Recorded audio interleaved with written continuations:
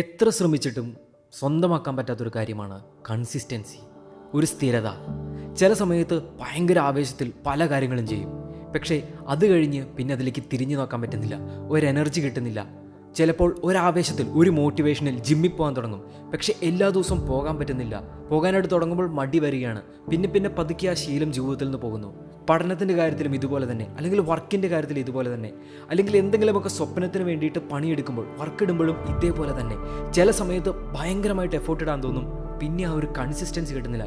പതുക്കെ മോട്ടിവേഷൻ ചോർന്നു പോകുന്നു, പതുക്കെ എനർജി പോകുന്നു, പതുക്കെ ലേസി ആയിട്ട് പോകുന്നു. നമുക്കെല്ലാവർക്കും സ്വപ്നമുണ്ട്, ചിലപ്പോഴൊക്കെ അതിനു വേണ്ടിയിട്ടുള്ള ഇൻറ്റൻസിറ്റി ഉണ്ട്, പക്ഷേ ഒരു കൺസിസ്റ്റൻസി ഇല്ല. ഇൻറ്റൻസിറ്റി എന്ന് പറഞ്ഞാൽ ചില സമയത്ത് നമ്മൾ പെട്ടെന്നുള്ള എനർജിയിൽ ചില കാര്യങ്ങൾ ചെയ്യുന്നത്, പക്ഷേ ഒരു സ്വപ്നത്തിൽ നമ്മൾ എത്തിച്ചേരണമെങ്കിൽ നമുക്കത് മാത്രം പോരാ, നമുക്ക് കൺസിസ്റ്റൻസി കൂടി വേണം. റോബർട്ട് കൊളിയർ പറയുന്നുണ്ട്, success is the sum of small efforts repeated day in and day out. ശരിയാണ്, ഒരു സത്യമാണത്. എല്ലാവർക്കും എല്ലാ ദിവസവും പോയിട്ട് ഒരുപോലെ ട്രെയിൻ ചെയ്യാൻ പറ്റില്ല. അത് ഭയങ്കര കഷ്ടപ്പാടുള്ള ഒരു കാര്യമാണ്. ഒട്ടുമിക്ക മഹാന്മാരും സമ്മതിക്കുന്ന ഒരു കാര്യമാണ്, എല്ലാ ദിവസവും ഒരുപോലെ ഒരേ ആവേശത്തിൽ ഒരേ എനർജിയോടെ പണിയെടുക്കുക എന്ന് പറയുന്നത് കഷ്ടപ്പാടാണ് എന്നുള്ളത്. അറ്റോമിക് ഹാബിറ്റ്സ് എന്ന പുസ്തകത്തിൽ ജെയിംസ് ക്ലിയർ ഒരു ലോകപ്രശസ്തനായ കോച്ചിനോട് ചോദിക്കുന്നുണ്ട്, എന്താണ് പ്രൊഫഷണൽസും സാധാരണക്കാരും തമ്മിലുള്ള വ്യത്യാസം, അല്ലെങ്കിൽ ജീനിയസുകളായ അത്ലറ്റ്സും ബാക്കിയുള്ളവരും തമ്മിലുള്ള പ്രധാനപ്പെട്ട ഡിഫറൻസ് എന്താണ്? ആ കോച്ച് പറയുന്നുണ്ട്, ട്രെയിനിങ് ബോറാകുമ്പോഴും അവർ വരും, ട്രെയിനിങ് ടഫാകുമ്പോഴും ചെയ്യണ്ട എന്ന് തോന്നുന്ന ദിവസങ്ങളിലും അവർ വരും. അവരാണ് professionals. They come and they put in the work even when it gets boring and tough. കാരണം അവർക്കറിയാം ടഫ് ഡേയ്സ് വരും, ഇങ്ങനെയുള്ള ദിവസങ്ങൾ വരും, ഒട്ടും ചെയ്യാൻ തോന്നാത്ത ദിവസങ്ങൾ വരും, നല്ല അലസത ഫീൽ ചെയ്യുന്ന ദിവസങ്ങൾ വരും. പക്ഷേ അങ്ങനെയാണ് മനുഷ്യൻ വർക്ക് ചെയ്യുന്നത്, അല്ലെങ്കിൽ അവർ തന്നെ വർക്ക് ചെയ്യുന്നതെന്ന് മനസ്സിലാക്കി അതിനു വേണ്ടിയിട്ട് പ്രിപ്പയർഡ് ആയിട്ടിരിക്കുക, അങ്ങനെയുള്ള ദിവസങ്ങളെ ഫേസ് ചെയ്യാൻ റെഡി ആയിട്ടിരിക്കുക. അതിനവരെന്താണ് ചെയ്യുന്നത്? They build systems and routines. അവരുടെ ഗോൾസ് മുമ്പിൽ വെച്ചിട്ട് അതിലേക്ക് അവരെ കൊണ്ടുചെന്നെത്തിക്കുന്ന സിസ്റ്റംസും ടൈം ടേബിൾസും റൊട്ടീൻസും അവർ ക്രിയേറ്റ് ചെയ്യും. അതിലേക്ക് അവരെ തന്നെ സ്റ്റിക്ക് ഓൺ ചെയ്യും. അവരുടെ മൂഡിന് അവിടെ സ്ഥാനമില്ല, അവരുടെ ലേസിനെസ്സിന് അവിടെ സ്ഥാനമില്ല. It is just the routines. അതിലേക്ക് അവർ സ്റ്റിക്ക് ഓൺ ചെയ്യും. കാരണം അവർക്കറിയാം ഈ സിസ്റ്റംസ് അല്ലെങ്കിൽ ഈ റൊട്ടീൻസ് അവരെ അവരുടെ ഗോളിൽ എത്തിക്കും, അവരെ ഒരു ജീനിയസ് ആക്കി മാറ്റും, അവരെ ഫ്രണ്ട് ലൈനിൽ എത്തിക്കും. ഈ കൺസിസ്റ്റൻസിയെ പിടിച്ചു നിർത്താൻ അവർ റീഫ്രഷ് ചെയ്തുകൊണ്ടിരിക്കും. ചെറിയ വേരിയേഷൻസ്, ചെറിയ ചലഞ്ചസ്, അങ്ങനെ അവരുടെ പ്രോസസ്സിനെ ഓരോ ദിവസവും ഇമ്പ്രൂവ് ചെയ്തുകൊണ്ടിരിക്കും. It starts from the mind. നമ്മൾ എവിടെയാണ് തോറ്റുപോകുന്നത്, നമ്മൾ എവിടെയാണ് സ്ലിപ്പാകുന്നത്? ഈ ചിന്തകളിൽ നിന്ന്, ഈ മനസ്സിലാക്കലിൽ നിന്നാണ് എല്ലാം തുടങ്ങുന്നത്. We have to understand there are going to be some days like these.